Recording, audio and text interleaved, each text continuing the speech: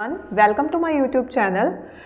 अगर आप मेरे चैनल पे नए आए हो तो आप मेरे चैनल को लाइक, शेयर और सब्सक्राइब करें। और आज से हम स्टार्ट कर रहे हैं चैप्टर लाइट, जो कि हमारे पास फिजिक्स का पोर्शन है। केमिस्ट्री हमारी डन है, वो पिछली वीडियोस में हमने कंप्लीट कर दिया उसको। अब उसके जो क्वेश्चन आंसर बेस्ड हैं या पेपर में किस टाइप से क्वेश्चन आंसर पूछे जाते हैं वो वीडियोस भी आपको मिलेंगी। बट उससे पहले हम स्टार्ट कर लेते हैं फिजिक्स का कुछ पार्ट। लाइक फिजिक्स का हमने चैप्टर स्टार्ट किया है लाइट। अब देखते हैं कि लाइट क्या होती है। Light is a form of energy which enable to see object. Light क्या होती है? लाइट एक एनर्जी की वो फॉर्म होती है जिसकी वजह से हम क्या करते हैं, किन्हीं भी ऑब्जेक्ट को देख सकते हैं। मान लो इमेजिनेशन करते हैं, हम लाइट की बात कर रहे हैं। हम इमेजिन करके चलते हैं कि हमने आंखें बंद की हुई हैं। इमेजिनेशन है, आंखें बंद है हमारी। आंखें बंद करेंगे तो हमारी आंखों के सामने बिल्कुल अंधेरा ही होगा। अंधेरा होने का मतलब है भी हम किसी भी ऑब्जेक्ट को क्लियरली नहीं देख सकते। बट अगर हमारी आंखों में कोई लाइट पड़ेगी, उस लाइट की हेल्प से हम क्या करेंगे, सभी ऑब्जेक्ट को ईजिली विजिबल कर सकते हैं, देख सकते हैं उनको। तो light is a form of energy which enable to see object. Light एक एनर्जी की फॉर्म होती है जिसकी वजह से हम ऑब्जेक्ट को देखते हैं। चैप्टर का नेम है लाइट, रिफ्लेक्शन एंड रिफ्रैक्शन। तो सबसे पहले हमें लाइट का पता होना चाहिए कि लाइट होती क्या है। अब प्रॉपर्टीज देखेंगे लाइट की। It is an electromagnetic wave. अब जो लाइट होती है वो कैसी होती है? Electromagnetic wave. It does not require any medium. उसको किसी भी मीडियम की जरूरत नहीं होती। Light tends to travel in straight line. और लाइट जो होती है वो हमेशा स्ट्रेट लाइन में मूव करती है। It has dual nature. और उसका कैसा नेचर होता है? ड्यूअल। ड्यूअल का मतलब होता है वेव नेचर भी हो सकता है और पार्टिकल नेचर भी हो सकता है। लाइट कास्ट्स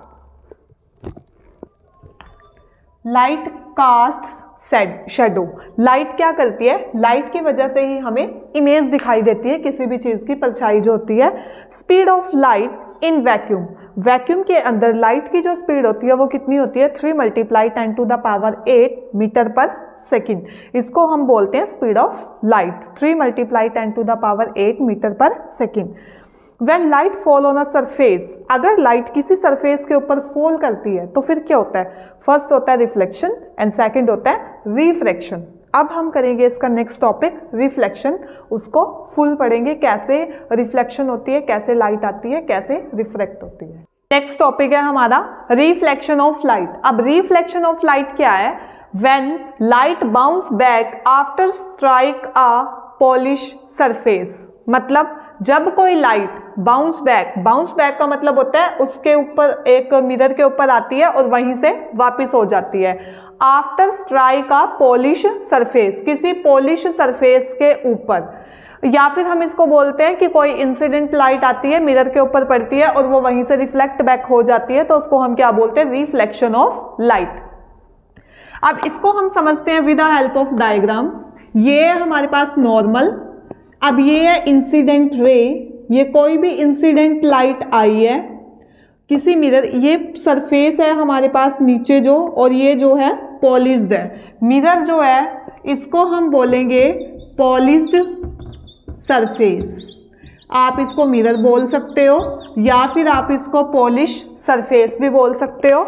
अब ये जो मिरर है, मिरर मतलब प्लेन मिरर, लाइक जिसमें हम रेडी होके खुद को सुबह देखते हैं, वो मिरर की मैं बात कर रही हूँ। उसके ऊपर कोई इंसिडेंट रे पड़ती है और वो इंसिडेंट रे वहीं से रिफ्लेक्ट बैक हो जाती है। वही हमने डेफिनेशन में बोला है कि लाइट आती है, बाउंस बैक हो जाती है पॉलिश सरफेस के ऊपर से। और ये क्या है? बीच में नॉर्मल लाइन है। अब जो इंसिडेंट रे है और जो नॉर्मल है, दोनों के बीच में जो एंगल बनता है उसको क्या बोलते हैं? आई। और इस एंगल का नाम क्या है? Angle of incidence. अब रिफ्लेक्टेड रे और नॉर्मल के बीच में जो एंगल बनता है उसको क्या बोलते हैं? आर। और इसका सारे का नाम क्या है? Angle of reflection.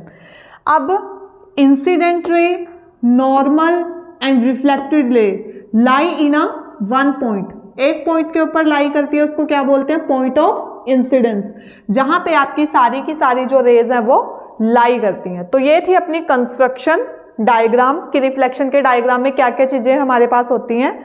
अब इसमें आता है लॉज ऑफ रिफ्लेक्शन। रिफ्लेक्शन के रूल्स क्या क्या हैं? अब इसमें वो कहता है angle of incidence equal to angle of reflection, कि आपकी जो एंगल ऑफ इंसिडेंस की वैल्यू होगी वो ही आपकी एंगल ऑफ रिफ्लेक्शन की वैल्यू होगी। लाइक आप एक एग्जांपल लेके चल सकते हो। फॉर एग्जांपल आपने बोला है कि आपके पास एंगल ऑफ इंसिडेंस कितना है, 30 डिग्री है, तो हमने कंडीशन क्या बताई है, angle of incidence equal to angle of reflection. Then अपने पास एंगल ऑफ रिफ्लेक्शन भी कितना होगा, 30 degree, because condition I equal to R, angle of incidence equal to angle of reflection, that's why 30 degree and 30 degree.